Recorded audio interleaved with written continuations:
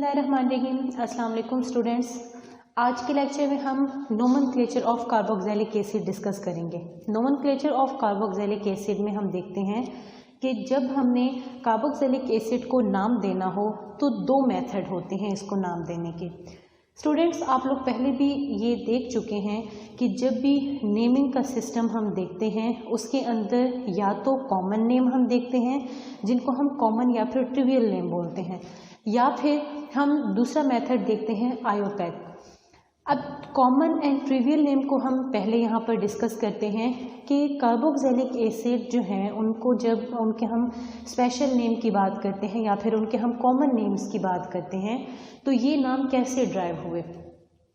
Students, आपको पता है कि कॉमन नेम के पीछे अगर कोई लॉजिक होती है तो वो बस इतनी होती है कि उस कंपाउंड को ड्राइव कहाँ से किया गया था। मीन्स कि सबसे पहले उस कंपाउंड को जब डिस्कवर किया गया था तो वो कहाँ से उसे डिस्कवर किया गया था, उसे हासिल कहाँ से किया जाता था, इसी बेस पे उसको नाम दिया जाता है। अगर हम कार्बोक्सिलिक एसिड के कॉमन एंड ट्रिवियल नेम की बात करते हैं तो इनको जो नाम दिए गए हैं वो दिए गए हैं इनके सोर्सेस की बेस पे कि उस कार्बोक्सिलिक कंपाउंड को, उस कार्बोक्सिलिक एसिड को कहाँ से हासिल किया गया था फर्स्ट टाइम। अगर हम बात करें कुछ एग्जांपल्स की तो उनमें सबसे पहले जो एग्जांपल हमारे पास है वो है फॉर्मिक एसिड। फॉर्मिक एसिड में क्या होता है स्टूडेंट, फॉर्मिक एसिड में यहाँ पर ये इसका फॉर्मूला है जिसमें कार्बोनिल कार्बन के साथ जो है वो हाइड्रोजन मौजूद होता है, मीन्स R=H होता है इसमें। फॉर्मिक एसिड का नाम जो दिया गया है इसे, वो दिया गया है एक लैटिन वर्ड फॉर्मिका से। लैटिन वर्ड फॉर्मिका का मतलब होता है आंट। इसका मतलब ये है कि इसको जो ये नाम दिया गया है वो किस वजह से दिया गया है, क्योंकि सबसे पहले फॉर्मिक एसिड आंट बाइट के अंदर जो है वो डिस्कवर किया गया था। मीन्स के सबसे पहले जो फॉर्मिक एसिड डिस्कवरी हुई थी फॉर्मिक एसिड की तो वो आंट बाइट से इसको लिया गया था, जिसकी वजह से आंट को लैटिन में फॉर्मिका बोलते हैं और इसी वजह से इस कंपाउंड का नाम फॉर्मिक एसिड रख दिया गया था। इसी तरह से एसिटिक एसिड है। एसिटिक एसिड में क्या होता है, यहाँ पर CH3 मौजूद होता है। एसिटिक एसिड को इस वजह से ये नाम दिया गया क्योंकि लैटिन में विंगर को, सिरके को एसिटम बोलते हैं, तो एसिटम से एसिटिक एसिड रखा गया। अब चूंकि ये जो कंपाउंड है, जो सिरका है, वो बेसिकली एसिटिक एसिड होता है, तो सबसे पहले डिस्कवरी इसकी इस सोर्स से हुई थी, इस वजह से इसका नाम एसिटिक एसिड रख दिया गया। इसी तरह हमारे पास एक और जो है वो कार्बोक्सिलिक एसिड है जिसको हम नाम देते हैं ब्यूटेरिक एसिड का। इसके अंदर 4 कार्बन का जो है वो कंपाउंड होता है, ये 4 कार्बन मौजूद होते हैं। तो ब्यूटेरिक एसिड को जो ब्यूटेरिक एसिड नेम दिया गया है वो इसको नाम दिया गया है लैटिन वर्ड ब्यूटेरम से ड्राइव करके।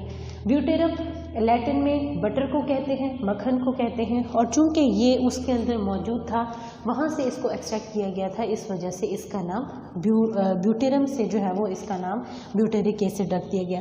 इसी तरह से दो और कंपाउंड हैं, valeric acid and caproic acid. जो वेलरिक एसिड है ये आपके पास 5 कार्बन कंपाउंड है।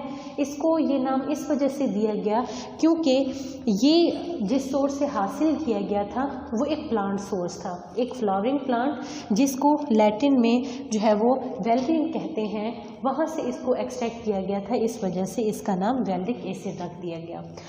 कैप्रोइक एसिड है। कैप्रोइक एसिड आपके पास एक 6 कार्बन वाला कंपाउंड है, एक 6 कार्बन वाला एसिड है। इसको एनिमल्स एंड प्लांट्स के फैट्स एंड ऑयल से एक्सट्रैक्ट किया गया था, इस वजह से इसको ये स्पेशल नाम जो है वो दिया जाता है। इसी तरह से स्टूडेंट्स, अगर हम बात करते हैं कॉमन एंड ट्रिवियल नेम में पोजीशन ऑफ द सब्स्टिटेंट की, कि कोई भी हमारे पास एक एसिड है उसके अंदर कोई सब्स्टिटेंट भी अटैच है तो उसकी पोजीशन के लिए हम ग्रीक लेटर्स का यूज़ करते हैं, अल्फ़ा बीटा गैमा वगैरह का। इसके अंदर हम एग्जांपल अगर देखें तो जैसे कि हम ले लेते हैं एक एसिड ले लेते हैं जिसमें 4 कार्बन वाला एसिड है। ये यहाँ पर CH3 है, इधर CH3 हाइड्रोजन एंड यहाँ CH2। अब देखें स्टूडेंट, इसमें जब हम नाम देते हैं तो ये अल्फ़ा, बीटा एंड ये गैमा। कार्बोनिल कार्बन के साथ जो एडजेसेंट कार्बन होगी उसको अल्फ़ा, उसके साथ जो नेक्स्ट वाली कार्बन होगी उसे बीटा एंड नेक्स्ट जो है वो उसको हम गैमा बोलेंगे।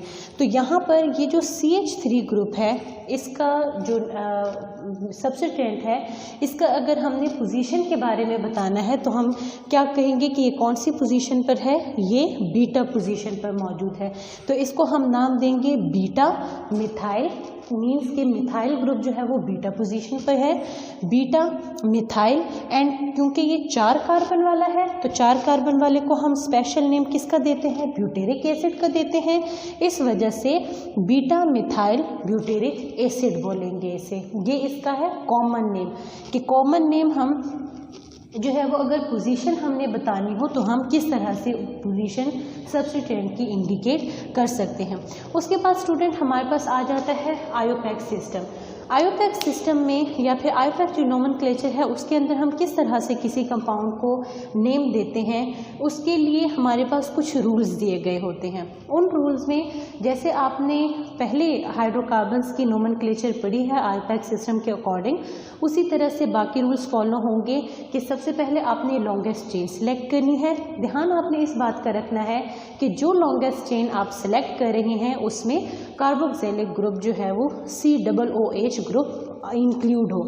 उसके बाद आपने अगर इसको नेम देना है तो नेम जो कि हम देते हैं, आप सिंपल जो हमारे अल्केन अल्कीन अल्काइन है उनको जैसे हम नेम देते हैं उसी तरह से इसको नेम देना है। कॉरस्पॉन्डिंग अल्केन जो होगा उसी तरह से नाम देना है, लेकिन उसका हमने लास्ट वाला जो ई है वो रिप्लेस कर देना है ओइक एसिड के साथ, OIC एसिड। ई को, लास्ट वाले ई को मीन्स अगर अल्केन है तो अल्केन का हम क्या कर देंगे, जो ई है वो रिप्लेस कर देंगे ओइक एसिड के साथ। उसके बाद स्टूडेंट हम कुछ एग्जाम्पल देखते हैं और फिर पॉइंट्स को समझने की कोशिश करते हैं कि और क्या क्या चीज़ें हैं इसके अंदर। देखिए स्टूडेंट, आपके पास ये एक कंपाउंड दिया गया है, एक कार्बोक्सिलिक एसिड है। इसके अंदर सबसे पहले तो आप ये देखें, यहाँ पर ये एसिडिक ग्रुप मौजूद है, C double bond O and OH, ये एसिडिक ग्रुप है। इस एसिडिक ग्रुप में लॉन्गेस्ट चेन अगर आपने सेलेक्ट करनी है, आप इस तरह से ये लॉन्गेस्ट चेन सेलेक्ट करेंगे। लॉन्गेस्ट चेन आप कैसे सिलेक्ट करते हैं, जिसमें ज़्यादा से ज़्यादा कार्बन इंक्लूड हो। अब यहाँ पर सेकंड जो पॉइंट आता है वो आता है नंबर देने का। जब आप नंबरिंग देंगे तो या तो आपको नंबरिंग यहाँ से देनी होगी या फिर आपको नंबरिंग यहाँ से देनी होगी। हम चूँकि कार्बोक्सिलिक एसिड पढ़ रहे हैं और उसके अंदर हमारे पास जो स्पेशल है, हमारे पास फंक्शनल ग्रुप है, वो ये वाला एसिडिक फंक्शनल ग्रुप है। इस वजह से हम हमेशा जब नंबरिंग देंगे तो हम कार्बोनिल वाली कार्बन को पहला नंबर देंगे, मीन्स ये 1, ये 2, ये 3 और ये 4 हो जाएगा। चूँकि यहाँ पर हम इसको स्पेसिफाई कर रहे हैं कि कार्बोनिल कार्बन को ही हमने फर्स्ट नंबर देना है, तो ऑटोमेटिकली जो ये हाइड्रोक्सिल ग्रुप होगा इसको फर्स्ट पोजीशन ही असाइन होगी। इस वजह से हम इसकी पोजीशन को मेंशन नहीं करेंगे। उसके बाद चूँकि ये जो टोटल कार्बन है ये 4 कार्बन है, 4 कार्बन वाले कंपाउंड को नाम दिया जाता है ब्यूटेन का। अब इसको ब्यूटेन जब हम लिखेंगे तो हमने कहा कि एसिड के लिए हम एन का जो ई है उसको हटा के ओइक एसिड लगाएंगे। तो सेम यहाँ पर हम क्या करेंगे, ब्यूटेन से ये क्या हो जाएगा, ब्यूटानोइक एसिड, ब्यूटानोइक एसिड। और उसके साथ अगर हम सब्स्टिट्यूएंट्स को देखें, सब्स्टिट्यूएंट इसमें पोजीशन नंबर 3 पर मौजूद है। पोजीशन नंबर 3 है सब्स्टिट्यूएंट का, तो 3। और जो सब्स्टिट्यूएंट है वो कौन सा है, OH, जिसको आप नाम किसका देते हैं, हाइड्रोक्सी। तो ये हो जाएगा 3 हाइड्रोक्सी ब्यूटानोइक एसिड। 3 हमें बताएगा पोजीशन ऑफ सब्स्टिट्यूएंट, जो सब्स्टिट्यूएंट है वो कौन सा है, हाइड्रोक्सिल ग्रुप है, और टोटल 4 कार्बन है इसीलिए ब्यूटा, और नोइक एसिड हमें ये बता रहा है कि यहाँ पर एक एसिडिक कंपाउंड मौजूद है। उसी तरह से सेकेंड वन एग्जाम्पल अगर आप देखें तो इसके अंदर जो टोटल कार्बन है वो आपके पास जस्ट 2 कार्बन है। 2 कार्बन है तो 2 कार्बन वाले को आप नाम देते हैं इथेन का। इथेन यहाँ पर 2 कार्बन के लिए है, लेकिन चूंकि यहाँ पर आप देख सकते हैं कि फंक्शनल ग्रुप जो हमारे पास यूज़ हुआ है वो कौन सा है, वो एसिडिक है। तो हमने इथेन का जो ई है उसको हटा के क्या कर देना है, एथानोइक एसिड इसको बना देना है। और उसके अलावा अगर हमारे पास कोई सब्स्टिटेंट अटैच है तो सब्स्टिटेंट अटैच है क्लोरीन। क्लोरीन कौन सी पोजीशन पे, चूँकि हमने कार्बोनिल वाली कार्बन को फर्स्ट नंबर देना है, उसके साथ वाली सेकंड नंबर पे आएगी कार्बन, और उसी के साथ क्लोरीन अटैच है, इस वजह से हम कहेंगे K2। और कौन सा सब्स्टिटेंट है, क्लोरीन, जिसको हम लिखते हैं क्लोरो, तो ये हो जाएगा 2-क्लोरो एथानोइक एसिड। इसी तरह से अगर हम नेक्स्ट वन एग्जाम्पल देखें तो नेक्स्ट वन एग्जाम्पल में सबसे पहले हमने लॉन्गेस्ट चेन सेलेक्ट की। लॉन्गेस्ट चेन हमारे पास ये बनती है, अगर आप इस तरह से सिलेक्ट करेंगे देन भी आपके पास 4 कार्बन वाली ही चेन बनेगी। तो या तो आप इस तरह से सिलेक्ट कर लें या फिर आप यहाँ से इस तरह से सिलेक्ट कर सकते हैं। हम इस तरह से सिलेक्ट कर रहे हैं। यहाँ पर हमने नंबरिंग अगर देनी है, सेकंड स्टेप है हमारा नंबरिंग देने का। तो नंबरिंग देते हुए हमने क्या करना है, हमने कार्बोनिल वाली कार्बन को पहला नंबर और फिर उसके बाद हमने बाकी नंबर्स देते जाने हैं। टोटल 4 कार्बन्स बन गई हैं हमारे पास। ये जो 4 कार्बन हैं, 4 कार्बन वाले अल्केन को हम नाम देते हैं ब्यूटेन का। ब्यूटेन को हम यहाँ पर क्या लिखेंगे, हम ब्यूटेन को ब्यूटानोइक एसिड लिखेंगे। ब्यूटानोइक एसिड हमने क्यों लिखा, क्योंकि यहाँ पर एसिडिक ग्रुप मौजूद है। उसके बाद हम अगर सब्स्टिटेंट्स की बात करें तो यहाँ पर 1, 2 एंड 3 ये 3 सब्स्टिटेंट्स अटैच हैं। तीनों सब्स्टिटेंट की पोजीशन को हमने नोट डाउन करना है। जो क्लोरीन और ब्रोमीन है वो पोजीशन नंबर 2 पे मौजूद है।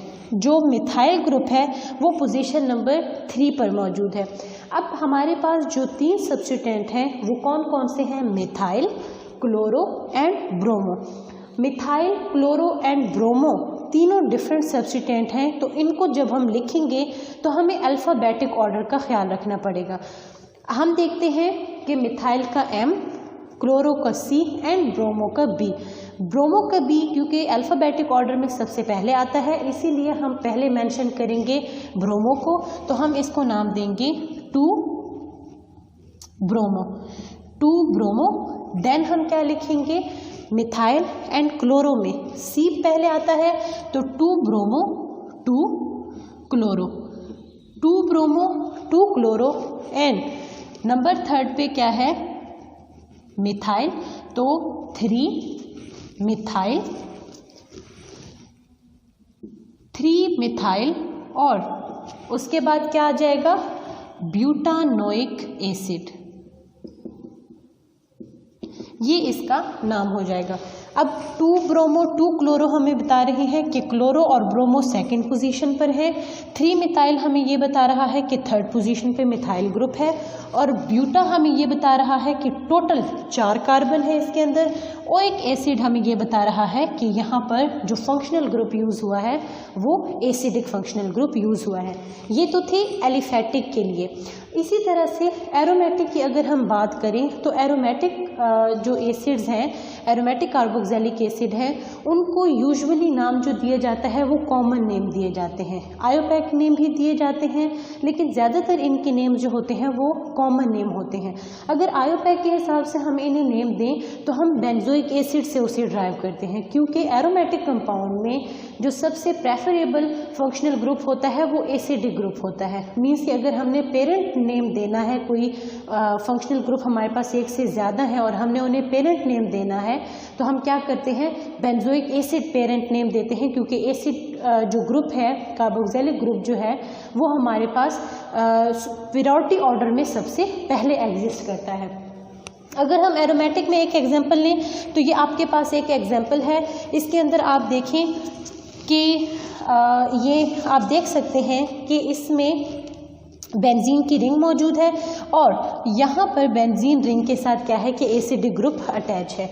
अब इस ग्रुप की वजह से बेंजीन के साथ जब ये अटैच हो गई है तो हम इसे नाम देते हैं बेंजोइक एसिड का। ये जो बेंजोइक एसिड है, अब इसी के से ही हमने नेम ड्राइव करने होते हैं। अगर तो यहाँ पर और कोई फंक्शनल ग्रुप अटैच ना होता, ये CH3 अगर यहाँ पर अटैच ना होता तो जस्ट हम इसको क्या नाम देते, बेंजोइक एसिड का नेम देते। लेकिन अगर अब यहाँ पर CH3 ग्रुप भी अटैच है, मतलब कि कोई और सब्स्टिट्यूएंट भी अटैच है, तो हम क्या करेंगे, हम इसको नाम देते हैं। ये इस कार्बन को 1, नेक्स्ट वन को 2nd, 3rd एंड 4th। अब यहाँ पर भी आपने ये इस बात का ध्यान रखना है कि आपने उस साइड पे नंबरिंग देनी है जहाँ से उस सब्स्टिट्यूएंट को नेक्स्ट नंबर लोअर नंबर मिले। मींस आप यहाँ से या यहाँ से आपने जो नंबरिंग देनी है उसमें इस बात का ख्याल रखना है कि आपके जो सब्स्टिट्यूएंट हैं उनको लोअर नंबर असाइन हो। यहाँ दोनों साइड से इसको 4 ही मिल रहा है, तो चाहे आप यहाँ से नंबरिंग दे दें या फिर चाहे आप यहाँ से नंबरिंग दे दें, सेम केस बनेगा।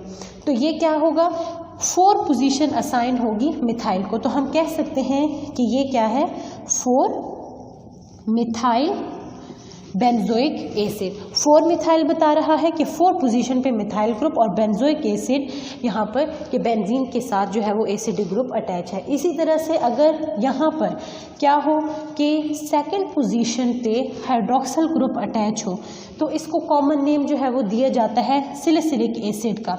और इसको अगर हमने आयोपैक सिस्टम में नेम देना है तो इसको हम नाम देंगे 2-हाइड्रोक्सी बेंजोइक एसिड का। अब इसको हम 2-हाइड्रोक्सी देखें, अब यहाँ पर हमने नंबरिंग इस साइड पे स्टार्ट करनी है। अगर यहीं पर यही हाइड्रोक्सिल ग्रुप इस पोजीशन पे आ जाए, यहाँ पर आ जाए, तो देन हम इसको क्या करेंगे, 2nd नंबर मीन्स फिर हम नंबरिंग यहाँ से इस तरह से करेंगे तो ये 2-हाइड्रोक्सी बेंजोइक एसिड फिर कहलाएगा और इसका कॉमन नेम जो है वो सैलिसिलिक एसिड है।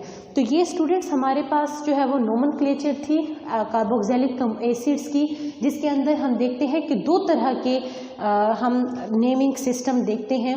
एक हम कॉमन एंड ट्रिवियल नेम और एक जो है वो हम आयोपैक के रूल्स को फॉलो करके इनको नेमिंग किस तरह से देनी है इसको देखते हैं। Thank you so much.